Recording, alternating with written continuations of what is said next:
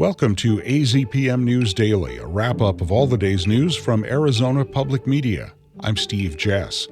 On this Friday edition, ransom notes released in the Nancy Guthrie case. In the first note, the abductors address Savannah and demand millions of dollars in Bitcoin. Tucson Electric talks about how our grid's holding up. Our last record was last summer on August 6th. And Tucson bids goodbye to Gumby, the saguaro. That's ahead for Friday, July 31st. Topping our news today, Nancy Guthrie died within a few days of her kidnapping, according to purported ransom notes released today by the Pima County Sheriff's Department. Katia Mendoza reports. The notes were sent to local news station KOLD in the days after Nancy Guthrie went missing. Investigators consider them legitimate. The 84-year-old is the mother of Today Show co-host Savannah Guthrie. In the first note, the abductors address Savannah and demand millions of dollars in Bitcoin. The kidnappers threaten to kill Nancy if payment is not received by a final deadline of Monday, February 9th. The second note addresses the Guthrie family and claims that Nancy died shortly after being taken, presumably due to a heart attack. The abductors apologize and say Nancy is buried in nature now. In a press release, the Sheriff's Department says the communications offer valuable insight into the person's mindset, motives, and evolution of their tone over time. The Sheriff's Department encourages individuals with information to come forward. I'm Katia Mendoza, AZPM News. Former Pima County Treasurer Brian Johnson has filed a notice of claim against the county, signifying a potential lawsuit against his former employer. Johnson resigned as treasurer last month. It was later reported that multiple county employees had accused Johnson of sexual misconduct. In the notice of claim filed earlier this week, Johnson alleges his colleagues coerced him into resigning in June. Johnson asserts he was not adequately notified of the sexual misconduct allegations made against him, and he was not given time to properly respond. He states County Administrator Jan Lesher demanded his immediate resignation. Johnson is demanding a compensation package of more than $260,000 based on the salary and benefits he would have received for the rest of his four-year term. On Tuesday, the Board of Supervisors selected Jorge Soto as the county's new treasurer. The city of Tucson is launching an initiative next week to provide safe bus rides for students and families during the first weeks of school. Noor Hagigi reports. Starting next Wednesday, August 5th, more people will be staffed along Suntran bus routes for added safety. That's in anticipation of the new school year, which begins on the 5th for Tucson Unified School District. According to an announcement from Mayor Regina Romero, officials from the city, school districts, and Suntran will man key transit stops. Tucson's Safe City initiative, launched last year, cites schools as partners in its effort to mitigate violence across town. In June, there was an alleged knife attack on a Suntran bus that left a man injured. The suspect faced charges for aggravated assault and disorderly conduct with a weapon. The Safe Rides to School program will last until August 14th. Noor Hagigi, AZPM News. An extreme heat warning remains in effect through Sunday for most of southern Arizona, with triple-digit highs slated for most of Pima, Santa Cruz, and Cochise counties this weekend. Tucson Electric Power says it's seeing high demand among consumers, though it hasn't topped last year's record high demand. That's according to spokesperson J.D. Wallace. Our last record was last summer on August 6th, when we had a demand of 2,500 megawatts, and we've had 2,400 megawatts over the past few days. Wallace says last year's all-time high happened when temperatures reached 111 degrees in Tucson. This coming Saturday, the National Weather Service predicts temperatures in Tucson could top 113 degrees. Wallace says TEP is confident it can meet record peak demand and has acquired more battery storage since last year's historically high demand. The Tucson Unified School District named Alma Mejia Garcia as the interim principal at Pueblo High School this week. The former principal, Frank Rostenhausler, remains under investigation for claims of sexism and retaliatory behavior.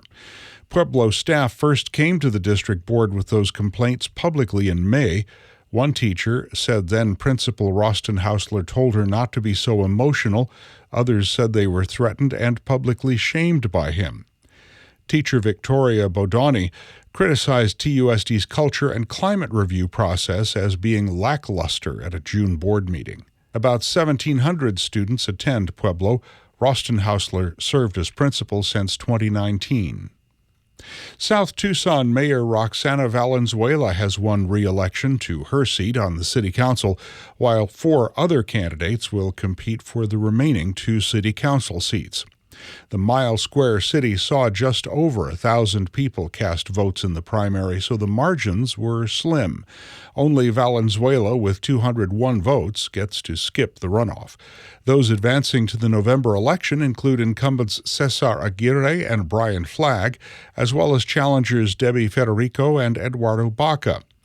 Aguirre came in second with 166 votes. Flagg and Federico tied at 154 votes apiece, while Baca got 119 to beat his closest challenger, Zeke Cook, by just 2 votes. A recount has been ordered in the Nogales mayoral race.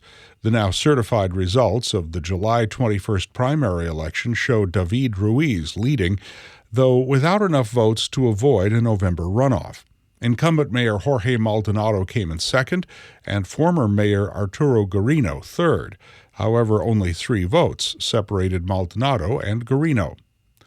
Alessandra de Zubeldia, a reporter for Nogales International, says the next step is a legally mandated recount. Under Arizona statute, there's going to have to be a recount, and there's a whole process for that, but within the next couple of weeks, we will know officially who will be going up against David Ruiz in the general election. She was one of the journalists who discussed the race on this week's edition of The Press Room.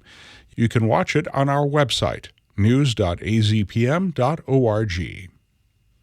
Arizonans will elect a lieutenant governor for the first time this year, and Republican gubernatorial nominee Andy Biggs announced today that former state lawmaker Sina Kerr will be his running mate.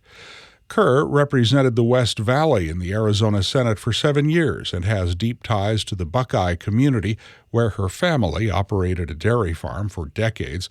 Last year, the Trump administration picked her to lead the Federal Farm Service Agency in Arizona. Democratic Governor Katie Hobbs still has until early September to announce her choice of a running mate. The federal government has released new rules for sharing water from the Colorado River. Alex Hager reports the announcement comes after years of failed negotiations between the 7 states that use the river.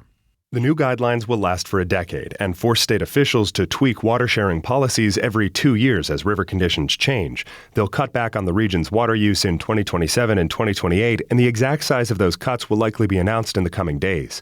Arizona, California, and Nevada are expected to reduce their water use. They say they want to volunteer cutbacks after a federal proposal would have forced massive reductions to the Phoenix and Tucson areas. Cities in central Arizona will still likely lose the most water, but most utility departments have spent years preparing for this day. Many have plans to lean harder on other sources of water to soften the impact of Colorado River cuts on residents.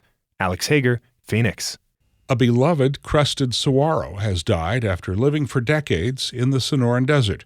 Tohono Chul, the botanical garden that served as the saguaro's home, announced that the cactus known as Gumby died from a bacterial infection earlier this month. The saguaro was estimated to be more than 100 years old. In a news release, the botanical garden said Gumby was discovered in a gravel pit in 1997.